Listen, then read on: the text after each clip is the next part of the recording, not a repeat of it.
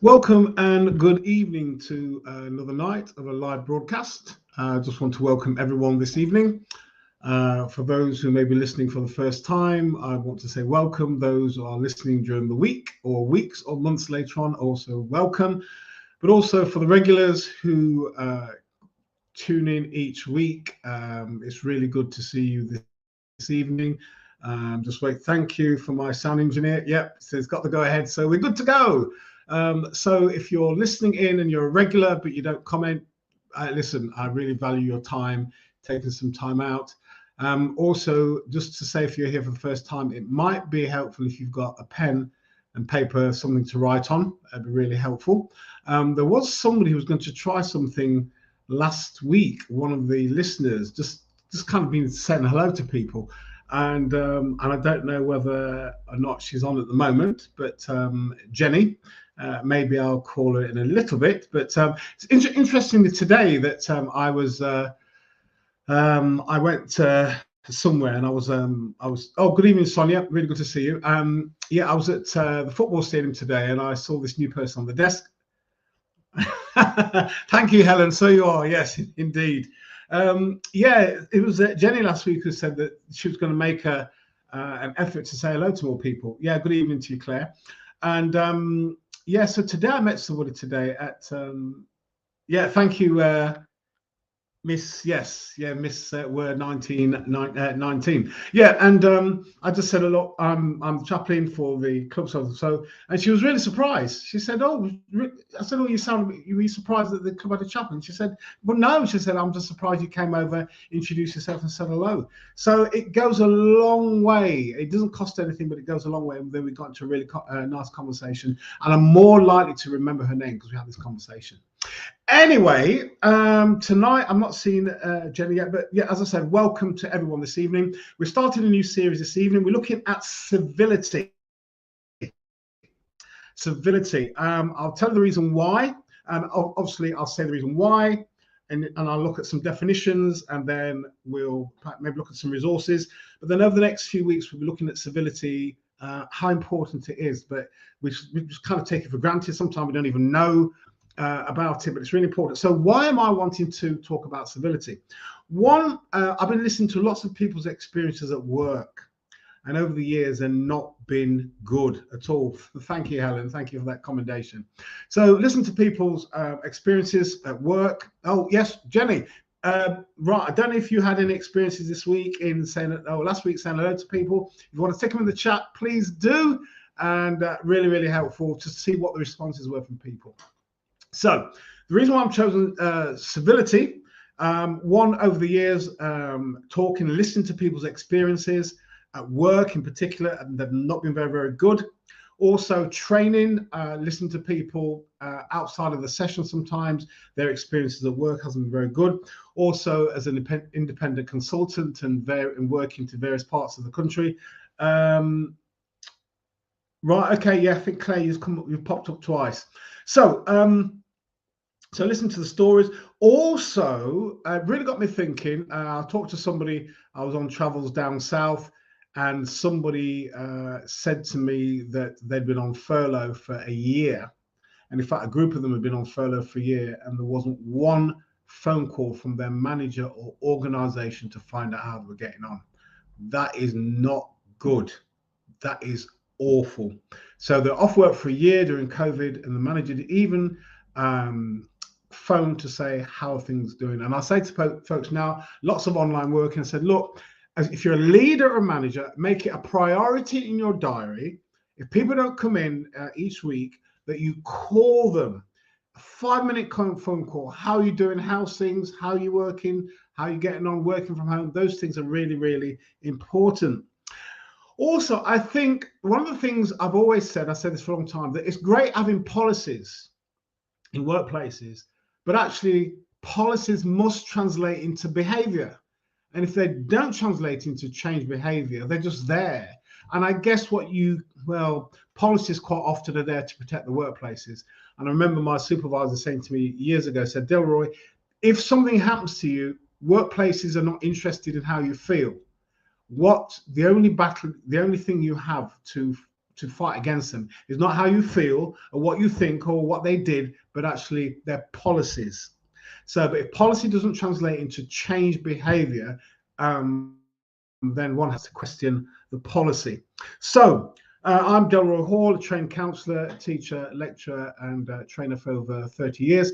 I'm learning so much now. The world is changing, and I'm grateful that I still have an appetite for learning some fascinating stuff around trauma and the brain, what it does to the body, and how people can be kind of healed of it. Incredible what's happening now with the development of neuroscience and so forth. So, what do we mean by civility? Civility is the act of showing regard for others by being polite. And I think most places have a civility policy. The problem is most of us don't know what it is. So tomorrow morning when you get to work, contact the HR and ask them, do we have a policy on civility? And if not, you need to get one. If there is one, ask them where it's found and go and read what it is. It's incredibly important. Also, listen to people who, women who have been ostracized at work, and people, minority groups have been racially abused or overlooked for promotion repeatedly. This whole thing around civility, incredibly important. So the example of showing civility is someone who's hurt us. The thing, of course, we can hurt them back, but actually showing civility is that we show kindness to them even though they have hurt us. A real challenge and a real part of one's character. So civility comes from the word, the Latin word civilis, means relating to public life, benefiting a citizen. I'm going to say more about that in a moment. Other definitions: civilized conduct, orderly behavior, and politeness in terms of civility. Now, if you go onto the NHS worksite, they have something around civility and respect. It's about how we treat each other at work. In highly pressurized systems, the NHS, incivility and disrespect is commonplace. Bullying, harassment, abuse, racial discrimination, commonplace. I'm not making this stuff up, or I'm hearing some stuff. This is on their website. So there's an acknowledgement that actually civility is really, really important. So what incivility does is a negative impact on staff and patient care. So this huge organization. Oh, right, yeah, good evening, Nadine. Really good to see you. Fabulous individual, like you all are, but really good to see you this evening, Nadine. So we're looking at civility, how important it is, and it's come about from me listening to lots of people and hearing how many people are not treated well in their places of work, to the point where it damages their health and so forth. So the history of the word. The Old French civility, and from Latin civilitas, as I said before, relating to citizens. In the early use, it was related to a citizen, good citizenship, and orderly behavior. Mid-16th century, then you have this word kind of politeness that kind of came into this whole thing around civility. So for the readers amongst us, I've not read this book, but I've looked at some of the reviews. There's an excellent book called Let's Talk Politics. You think, oh, Delroy, no, we don't want to talk about politics now. That's really, really boring. But actually, it's the bits that I've seen of it, it's a really easy read. The book's called Let's Talk Politics, Restoring Civility Through Exploratory Conversations. The level of politics now is people screaming at each other, being abusive to each other, and lacking civility, and there is a danger to that. According to the authors of the book, incivility, that is the disrespect of others, the lack of civility is destroying us, and we should all be concerned about it. So what's happening in our society is people not respecting each other, people at work not respecting each other, not hearing each other's views, and it's having a detrimental effect on people's livelihood and their lives. So I'm going to say a bit more about that. Incivility, they say, and the two, I'll send it to what that name, I can't catch the name at the moment, is, yes, Adolf Gunderson and Suzanne Goodney. So they've written this book, about let's talk politics, and it's a very easy read. It's written in a way very accessible, and I like books like that. In fact, as I started to look at it, I realized how deep this issue is of civility. So it's really kind of important. So what happens with incivility? It's ugly, distasteful, disgusting, offensive, and what it does, it divides us into two camps: those that shout a lot and those that remain quiet. So then, and you'll know that in meetings when you are at work, sometimes you're part of the quiet group because you see what's going on and you don't, your voice is not loud as other people, and you have individuals, they dominate the conversation, and they disrespect other people's thoughts and ideas. That is incivility. And I will say that even with a quiet voice, you can be very assertive. I was talking to somebody recently that assertion is very different from aggression. Aggression is that you want to harm somebody, but being assertive, that you say what you need to say, even if your knees are knocking under the table. So I was somebody in meetings. I tend not to talk much in meetings, but when I do say my piece, I need to say it. I don't raise my voice. I don't think I've ever been in a meeting ever where I've raised my voice to anybody, even though I might have heard some stuff where stuff has been thrown at me, but I do not raise my voice at all. So this whole thing about civility, incivility is absolutely important. So civility demands that we pay attention to one another. It causes us to see each other as equals. And how many times have we been in workplaces where it's clear that people haven't heard each other and there's a disrespect, dissing of another person's ideas, their thoughts, their opinions? That is incivility. Basic human interaction, really, but it really needs to be in policies in our workplaces. I'll be looking at something very soon about this whole thing about, yes, Nadida's put here. Hold on. Yes, about being assertive it's about being empathic. Empathetic assertiveness. So you say what you need to say, but you don't raise your voice. So the whole thing about civility actually is not just what you say, it's how you say. It's body language, it's tone. I remember when my daughters were younger, and I used to say to them, sometimes I said, when you talk to us, sometimes you've lost the argument, not because what you said is no good, but your tone has caused you to lose the argument. So over a period of time, they learn that if they need to say something, they know how to measure it. They know how to say it without being rude. They know how to say it so that people can listen to them. So aggressiveness is being rude, yes, being rude, demeaning other people, dissing people, raising your voice, mansplaining, as men like to do with women. But actually, if you're being assertive, you say what you need to say. It's not disrespecting people. You appreciate somebody else's comment and you say so. But I do have a different perspective, which may worth some consideration. So this whole thing about is really important. Now, all right, can I ask, how would you deal with another who would absolutely? Okay, question? Can I ask how you would deal with another who you absolutely know is not listening and speaking over you? Right. I've been in meetings like that at all, and sometimes you can't conquer that battle in one meeting, but over a period of time. And it depends what position you're in, of course. If you're a leader, then you do have kind of a certain amount of authority. So what you can say and be very, of course, if you're feeling very angry and you're riled, it's perhaps not the best time to speak. But if it's something that happens, in a sense, you have to kind of, this is what I've done over the time, is frame in my mind what I'm going to say when they are the most hostile. So in a sense, I'm preparing myself how I'm going to speak to them while they're hostile. What I know is this: if somebody's raising their voice in meetings, if you're able to keep yours at a calm pace, what happens if there's a kind of dialogue and you're holding the steady line? What happens over a short period of time, the tension and their voice drops. But the minute you get into retaliation, things just escalate. And part of what you want to do is to de-escalate so that you can hear. I think if you just say, if you kind of get, look, you're not listening to me, so I don't see why I should listen to you, that's not going to win the argument at all.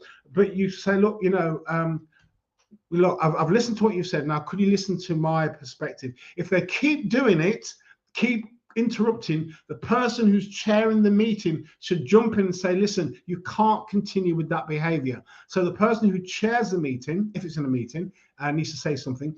If you're in a conversation, you remain silent. And if, well, it can vary, of course. And the person then, if they're twigged on half decent, they might say, you're not saying anything.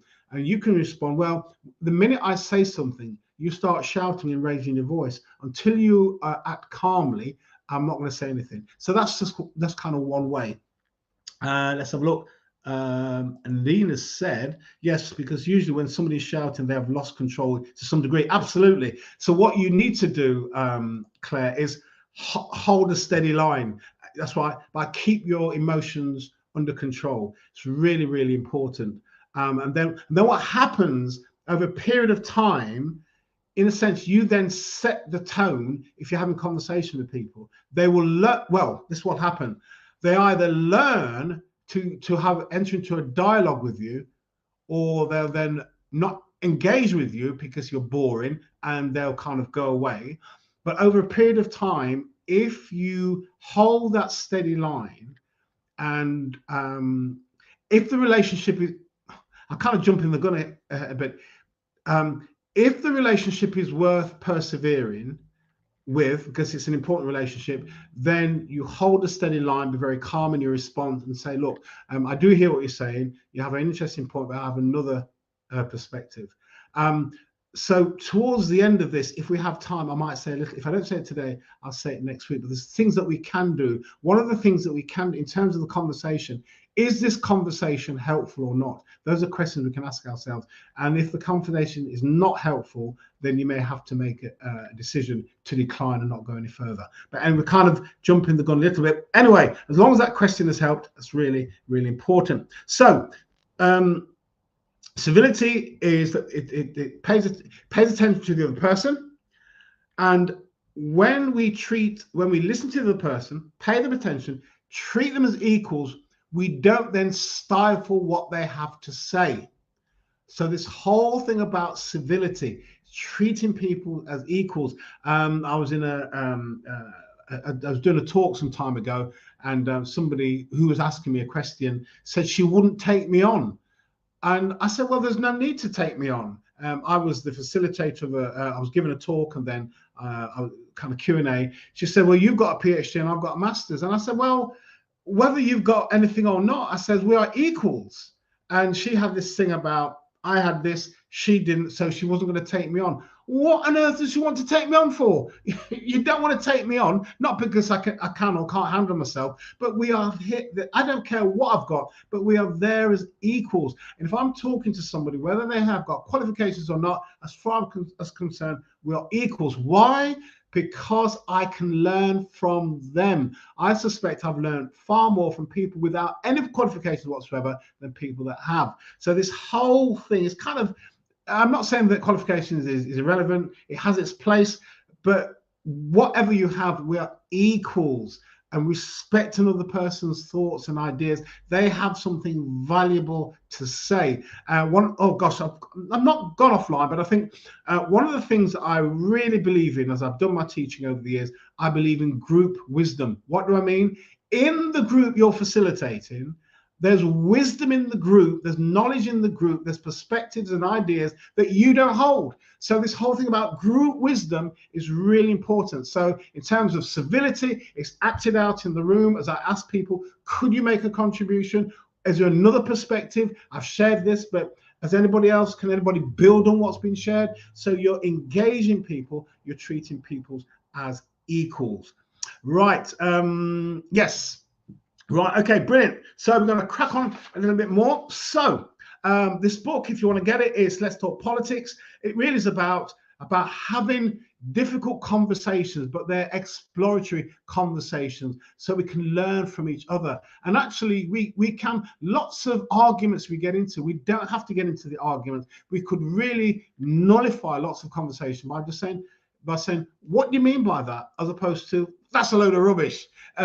When somebody has a view, it's good to find out what makes you say that. And oftentimes when they explain themselves, then you think to yourself, now I understand what you're saying. I may not agree, but I have now an understanding why you're saying what you're saying. That's very, very different from saying to somebody, you're talking a load of rubbish and get out of my face. That's not going to help matters whatsoever. So apparently George Washington, former president of the USA, wrote a copy of a book called 110 Rules of Civility when he was 14 years old. So these are 5 fundamental, well, it says 5, but I would question mark say 6 fundamentals of civility. So remember, it's about respecting people, treating people as equals, listening to what they have to say, and give attention to somebody else.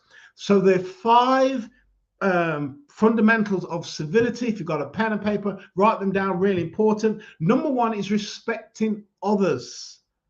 So this is now thinking about work, but this is your family. If you have a husband, wife, children, respecting them, even if the relationship has ended, you can still respect each other. One of the things my mother has always said when she's had to give speeches at weddings, certainly less so now, she always concludes by saying, every relationship goes through a very difficult time. One of the things you must never lose from each other is to respect each other. Respecting each other goes a long way, even during difficult times. So the first fundamental of civility is respecting each other. Number 2 is respecting yourself. That is absolutely important. Respecting others, respecting yourself. That's number 2. Number 3 is be aware or increase self-awareness. What's going on? So self-awareness, be aware how you're talking to another person. Be aware how you are treating another individual. Be aware how you're interacting with another individual. Lots of us are just not aware, and we're a bit like a bull in a china shop, and we do a lot of damage to people, not aware of what we are doing. So number 1 is respecting others. Number 2, respecting yourself. Number 3 is be aware in terms of behavior. Number 4 is communicate effectively. And sometimes you've said something, and just to check it out that the person has understood, you may say to them, can you just let me know what you've just heard? How did you understand what I've said? And if they repeat it and there's 1 or 2 things that's not quite right, said, no, this is what I meant. So effective communication, you can learn it with practice. And in fact, the 2 authors said that civility can get better. We can learn how to be civil. And certainly all the sessions I've been doing over the last 3 years, it's all about us improving as human beings, never staying the same. Of course, part of my thought is sometimes things are really, really bad. So how can we stop things from getting worse? So that's really helpful. But actually, I'm really interested in us as human beings developing, becoming better. Not perfect, none of us are, but how do we grow, mature, keep learning and growing? So number 4 is communicate effectively. Number 5, believe it or not, is take good care of yourself. That's really important.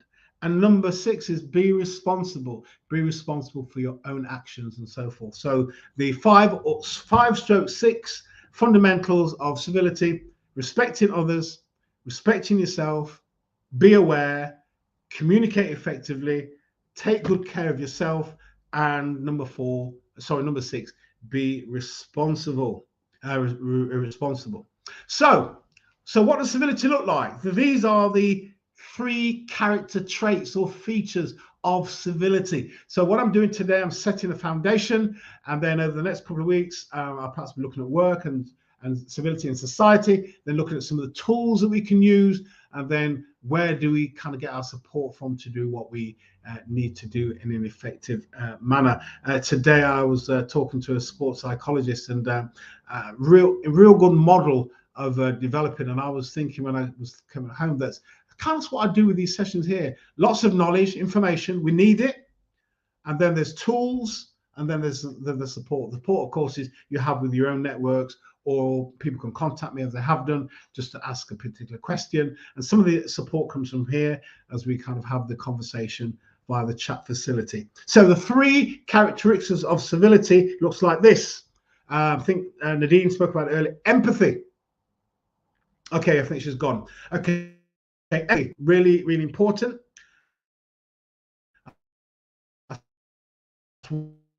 One. So in fact, you feel the people and so forth, and you may say, well, has gone. Oh, it's back again. That's the second time it's happened in a month. So I'll have to watch that. So the screen just went blank for a moment. So empathy, really important. So you try to see things from other people's perspectives, and that's really helpful because it can help you think through what you need to say. That's really, really important. Whoa, my goodness me. Here's a comment. Civility has become a rare commodity in these troubling times. Absolutely. It's almost vanished. It really has vanished. Jean, Jeanette, sorry, that's an excellent comment. I just want to share that again with people. It become a rare commodity in these troubling times. Absolutely. And the people that are setting the pace about civility is what we see in politics. At that level, and then in our workplaces we see leaders, managers having to go at each other, people not being treated properly. Yeah, it's we talk about the pandemic. We have a pandemic of the lack of civility. Thank you, Jeanette. That's a really insightful comment. Thank you very much indeed. So think about another person's perspective, and ethics. That's number 2. Ethics is number 2. The moral principles that govern our behavior, values. How do we live? Everything that we do underpinned by ethics. And number 3 is service. So those are the kind of 3 things, the 3 character traits of civility. There could be more, but they're really important. And one of the things, all the sessions I've done, it's about human beings. How do we relate to other human beings? Now, we all know what it is like to be badly treated. And part of what we can do when we're badly treated is to step back. We don't like it, but actually don't try then to repeat that behavior on someone else because we know how it feels. So sometimes when bad things happen to us, we can get really angry and want to hurt other people. But I would want to encourage us, if we can learn the skill of being able to step back. Can I learn something from this about myself? Is it something I keep doing? But also, I don't want to repeat this to other people or on other people. So what can I learn from this that can help me to interact with other people better? So the 3 characteristics are empathy, ethics, and service. And Claire asked the question earlier about what happens if people are kind of explaining, or it's kind of talking over you, and mansplaining. As somebody had to, I just didn't know what that term was some time ago, and it was a woman. I said, so what's mansplaining? She said, oh, when a woman says something, then a man has to explain what she just said. So, right, okay, got it. Yeah, so I'm not into that at all. Yep, so some questions we want to ask ourselves in terms of civility. In a conversation, if it's a tough conversation, a question, I think Claire asked a comment earlier on. So these are some of the questions, Claire. Is this conversation constructive or productive? So is this conversation constructive and productive? If it's not, you may then decide to bow out and say, look, no more. Question. Response to Jeanette's observation. Do you think lack of civility is due to people not embracing or respecting their own identity, so they don't know how to respect the view? Oh gosh, I think Jenny, no, again, a great question.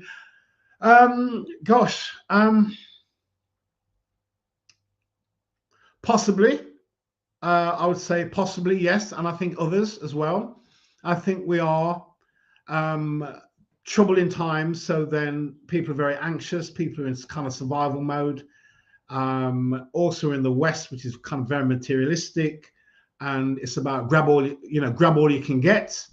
And the fact of the matter is that certainly in the West, there isn't much scarcity. Okay, I went to the shop today to buy some eggs. There's no eggs. I can get eggs from somewhere else.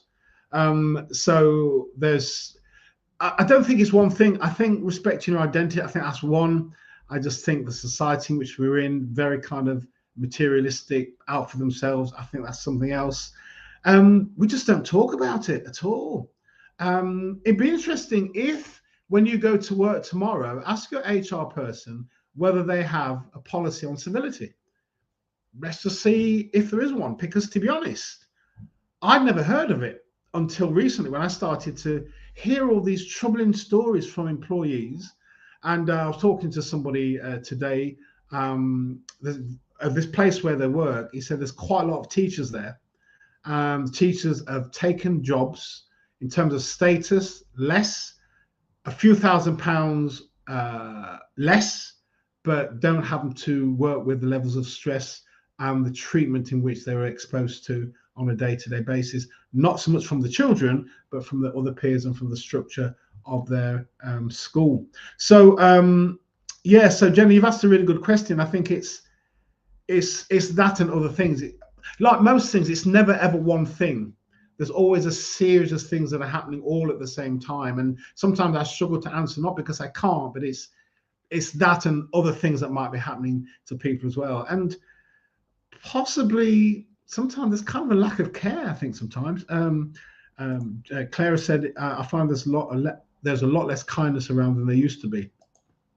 And it depends what circles you move in. Certainly workplaces, I'm hearing more and more distress from people at work. I was talking to, I might have mentioned it a few weeks ago, a social worker. He said to me, he thinks that social work has no interest in leadership whatsoever. It's about management, cracking the whip, getting as much as they can do out of social workers. It's targets, outcomes, results. It's all that type of thing, but actually leveling care of people and leadership, he thinks, has kind of gone through the window. So, however, one of the things I want to share with us as we kind of come down to an end this evening, it's gone over 30 minutes and I really value your time. As much as times are troubling and people we work with might be uncivil, we can be civil. We can exercise civility. Is it easy? No, it isn't.